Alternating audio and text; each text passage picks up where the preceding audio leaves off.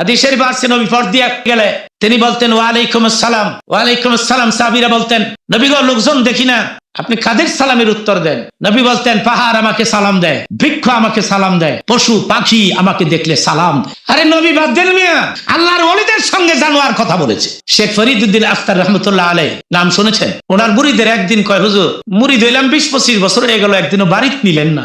বাড়িতে অসুবিধা আছে, স্ত্রীর মেজাজ ভালো না। আল্লাহর ওলি হইলে কি হইব?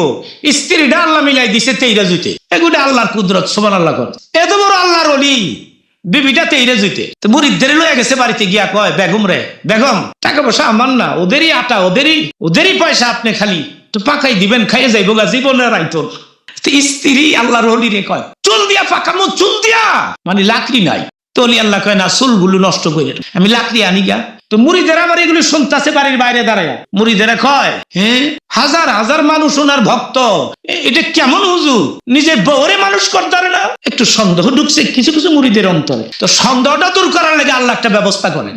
ব্যবস্থাটা হচ্ছে এই, তিনি গেছেন জংলাতে, গিয়া বিরাট বড় লাকড়ির বোঝাবা দিয়া ডাক দিছে, ওই খোদা মুসাফির আসছে, লাকড়ি নিলে বেগম রুটি বানাবে, মুসাফির খাবে, আমাকে দোয়া করবে, আমার লাকড়ির বোঝা তুমি আমার মাথায় তুলে দাও। আল্লাহর উপরে কত বড় অধিকার যে লাকড়ির বোঝা আল্লাহর কই তুলে দিতে।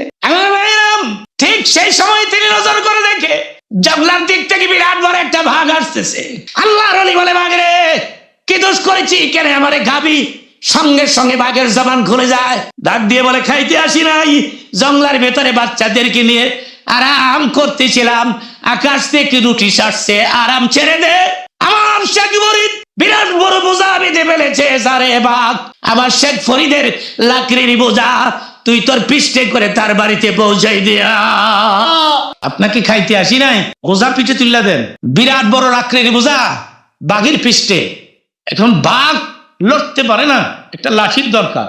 হঠাৎ করে দেখে একটা বিরাট বড় আজদাহা, অজাগর সাপ আইতেছে। ডাক দিয়ে বলে, সর্বম কি দোষ করেছি, কেন আমারে দংশন করবি? মুসাফির বাড়িতে বসে আছে, লাকড়ির বোঝা নিলে বিবি রুটি বানাবে, মুসাফির খাবে, প্রাণ ভরে আমাকে দোয়া করবে।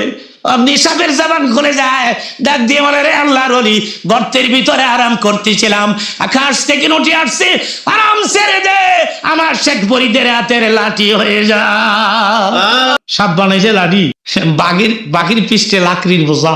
মুরিদেরা অনেক দূর থেকে দেখতেছে বাঘ শুদ্ধা, সাপ শুদ্ধা আইতাছে হুজুরের। এখন যারা যারা সন্দেহ করছিল এরা কয় হুজুর ঠিক আছে, আম্মা ভালো না। সন্দেহটা দূর করার লেগা আল্লাহ ব্যবস্থা